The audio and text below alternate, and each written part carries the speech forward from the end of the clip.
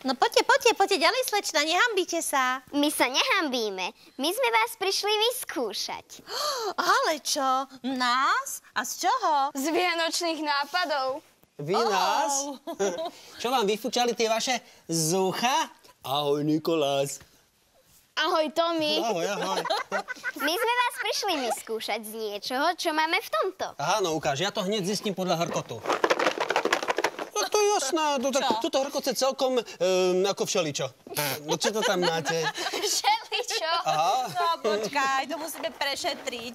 Ukážte vy jedni deti. Wow. Jo, stužky, korálky, šípky, papiere. No dobre, ale ako čo s tým? To je tá skúška. Prišli sme vás vyskúšať, či sa naozaj dajú vyrobiť vianočné ozdoby zo všeličoho, čo nájdeme doma. Aha, no tak, tak toto je jasné. Toto na prvý pohľad hneď musím povedať, že z tohto sa dá vyrobiť, čo ja viem. No tak napríklad. Viem, a je to nečakané. Vyrobíme z toho vianočné ozdoby. No, to som chcel povedať. A tu je návod. Navliekajte striedavo stužky a korálky. Ak nemáte stužky a korálky, navliekajte papier a gombíky, alebo šípky, alebo sušené brusnice, alebo hrozienka. Skrátka, navliekajte, ako by ste šili. Ak sa bojíte ihly, navliekajte na špagát. Ak nemáte špagát, navliekať môžete aj na drôtik, alebo na gumičku. Jednoducho premýšľajte, vymýšľajte, fantazírujte a tvorte.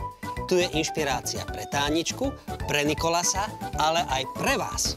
V domácich škatuľkách sme našli Stužky a bavlnky, sušené šípky, korálky a gombíky farebné papiere a nitky. Tak čo to bude? Hviezdička? alebo snehová vločka Alebo zvonček? alebo stromček. Stromček. Stromček na stromček? Navliekaný vianočný stromček na to, aby sme ním ozdobili vianočný stromček. A hneď na začiatok jeden zlepšovák. Na nitke alebo bavlnke som si urobil uzlík a pomocou lepiacej pásky prilepil uzlík na stôl. S ihlou pracujte opatrne. Navliekajme a šijme, alebo navliekajme a šime.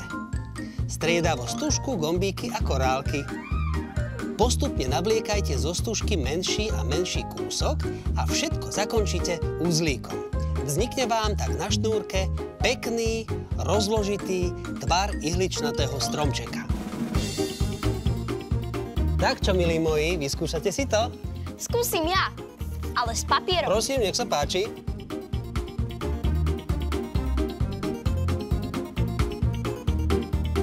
Nastrihám si ho na pásiky.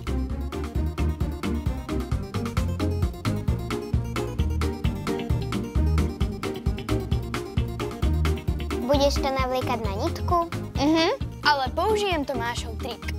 Koniec nitky prilepím lepiacou páskou na stôl.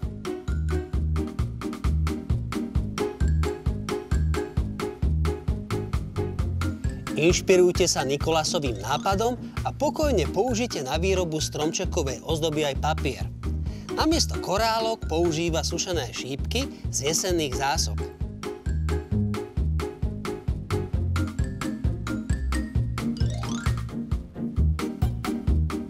Chlapci, teraz sa pozerajte, ako to robia dievčatá. Dobre, pozeráme. Tak, teraz sa pozerajte všetci. Tánička nepoužila ani korálky, ani gombíky, ani šípky.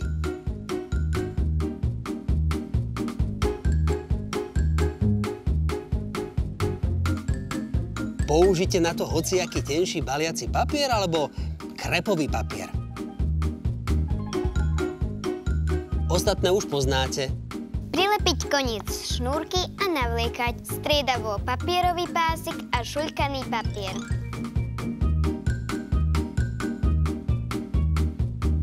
Toto boli inšpirácie na výrobu vianočných ozdôb od nás. Aj odo mňa. Aj odo mňa. Vy menší môžete namiesto ihly a nitky použiť špagátik alebo drôtik. takom prípade si dierky do papierových stužiek urobte pomocou špicatej ceruzky.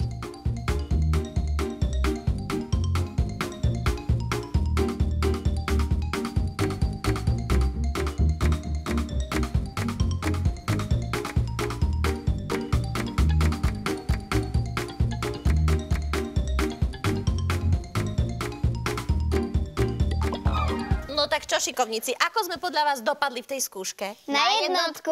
Wow, super. A teraz by ste ešte mohli vyskúšať tieto vianočné ozdoby.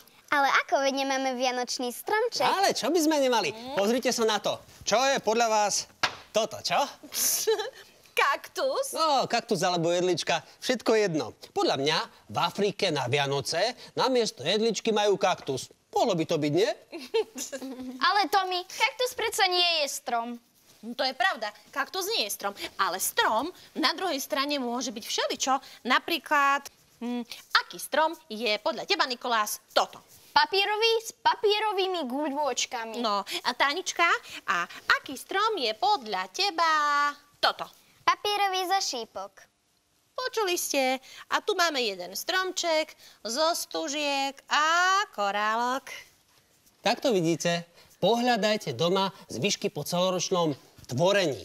A vytvorte si napríklad vianočné ozdoby. Dnes sme navliekali pomocou ihly a nitky vianočné ozdoby. Z drobností, ktoré nájdete doma v zásuvkách a v škatulkách. Striedavo sme využili stužky, papierové pásiky, korálky, sušené prírodniny aj pokrčený papier. Nikolásovi a Táničke sa takto vydarili vianočné stromčeky na stromčeky.